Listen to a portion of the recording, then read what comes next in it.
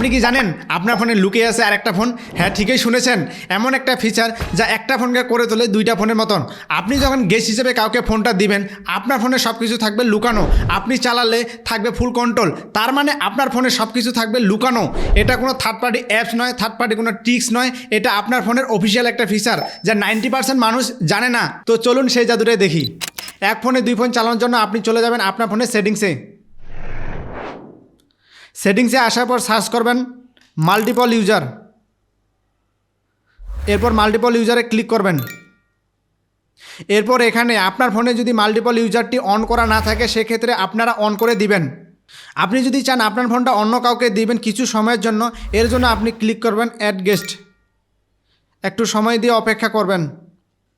এরপর switch to guest এটার উপর ক্লিক করবেন। সো দেখতে পাচ্ছেন আমার ফোনটা এখন গেস্ট ইউজারে আসছে।